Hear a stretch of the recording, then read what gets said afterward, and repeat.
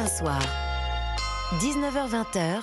Hélène Zellani. 19h22 sur Europe 1. Merci à ceux d'entre nous qui nous rejoignent. Le Conseil d'État a demandé à l'Arcom, le régulateur des médias, de renforcer son contrôle sur la chaîne CNews, qui, rappelons-le, fait partie du même groupe qu'Europe 1. En clair, la plus haute juridiction administrative, saisie par Reporters sans frontières, veut que l'Arcom contrôle davantage le pluralisme et l'indépendance de l'information sur CNews. Alors on sera avec Gilles-William Goldnadel, avocat et chroniqueur sur CNews dans un instant. Mais d'abord Louis Dragnel, chef du service politique d'Europe 1. Merci d'abord d'être Bonsoir dans ce... Hélène. Bonsoir. Qu'est-ce que vous pensez de cette décision du Conseil d'État ? Eh bien, au-delà de la dimension très idéologique, et pour moi c'est une vraie dérive, je demande au Conseil d'État comment est-ce qu'on fait très concrètement. C'est-à-dire que pour comptabiliser, il va falloir en fait que toutes les personnes qui interviennent à l'antenne d'Europe 1, eh bien, on soit en mesure d'expliquer de quel parti politique ils dépendent. Je pose la question, Manuel Valls, comment est-ce qu'on le catalogue ? Chloé Morin, qui était invitée hier soir de Laurence Ferrari dans Punchline sur Europe 1 et sur CNews, et qui dénonçait une dérive du Parti Socialiste, qui elle-même est issue du Parti Socialiste. Elle a travaillé au cabinet de Jean-Marc Ayrault à Matignon, elle a ensuite travaillé au cabinet de Manuel Valls, toujours à Matignon. Comment est-ce qu'on catalogue cette personne ?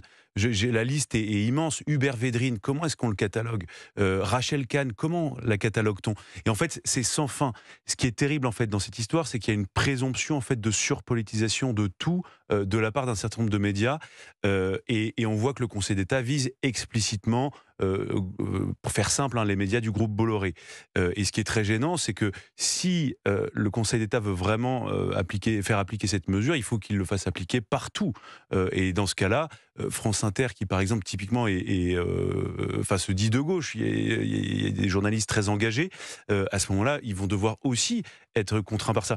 Et en fait, moi je trouve que c'est une vraie problématique. Je prends un dernier exemple. Au service politique d'Europe 1, je vais vous dire ma plus grande fierté, je ne sais pas pour qui vote chacun des journalistes du service politique. Je ne veux pas le savoir et je ne le saurai jamais. Et mon plus grand malheur, mon plus grand drame, serait que je sois contraint de demander à chacun de mes journalistes politiques dans quelle catégorie politique je les place.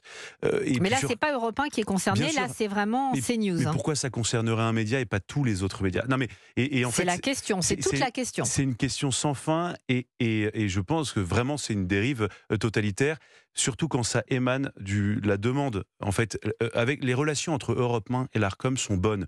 Il y a un certain nombre d'exigences auxquelles nous sommes tenus, de pluralisme, de respect de la diversité des opinions qui sont à l'antenne. Il y a une équipe à Europe 1 qui est payée exclusivement pour comptabiliser les temps de parole, et c'est notre honneur à Europe 1 de respecter cet équilibre-là. Et je trouve que c'est très insultant, en fait, pour toutes ces équipes qui œuvrent à cela. L'Arcom valide tout ce qu'on fait, notre travail, et en fait, ce que RSF ne parvient pas à obtenir de l'Arcom, Reporters sans frontières. Voilà, il essaye de l'obtenir par une voie juridique via le Conseil d'État. Et simplement, et vraiment c'est la dernière chose, quand je note que le secrétaire général de RSF est aujourd'hui en charge, et le délégué général en charge des états généraux de l'information, qui ont été lancés par Emmanuel Macron spécifiquement pour réfléchir à obtenir des meilleures garanties d'indépendance de l'information. N'est pas objectif ça pose des questions pour vous.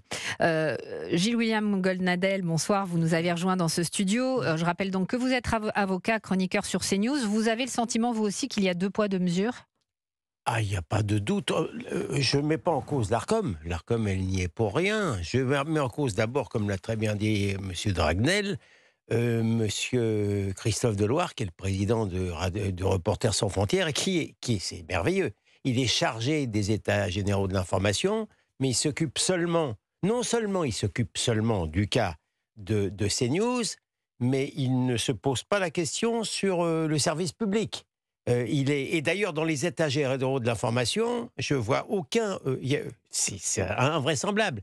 Il n'a rien prévu en ce qui concerne le problème du pluralisme dans le service public. Moi, de vous à moi, je suis irrité par la manière dont ça se passe, et d'ailleurs j'observe.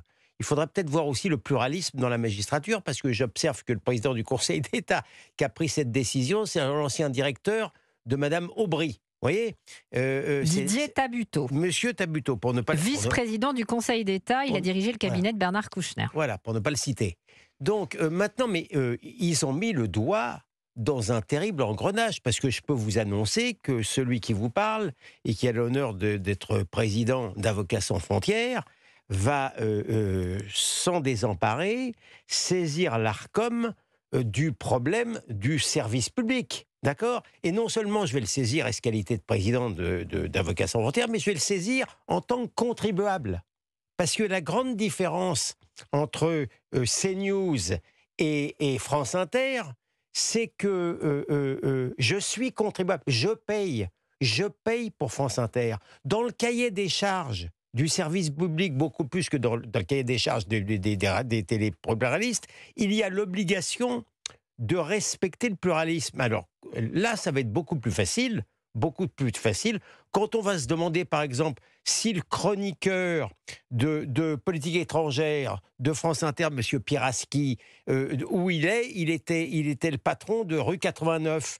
Et on va se demander si le chroniqueur de politique de France Inter, Monsieur Thomas Legrand, où il est actuellement... Il travaille chez Libération. On ne va pas se poser d'immenses problèmes, puisqu'on a mis le doigt dans un engrenage. C'est tout le monde ou personne, en fait. Ah ben non, mais non seulement, mais je veux dire, c'est une obsession assumée chez moi.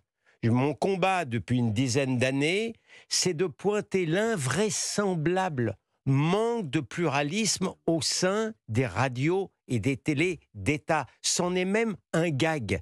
On regardera les éditorialistes, on regardera même les invités. C'est réellement. Donc, ce que je veux dire, je pense très sincèrement, parce que là, la jurisprudence, il y a M. Tabuteau, pas Tabuteau, ils vont être obligés de demander à l'Arcom de regarder également ce qui se passe à France Inter et chez France Info. Je peux vous dire qu'à m'est avis, qu'ils ont fait une bien mauvaise affaire. Alors, encore juste un mot, parce qu'on doit conclure, Louis Dragnel. Non, je voulais simplement dire aussi que notre honneur, c'est aussi de donner la parole à des personnes, et ça c'est quelque chose, j'ai jamais vu autant de personnes invitées sur Europe 1 qui sont sous protection policière.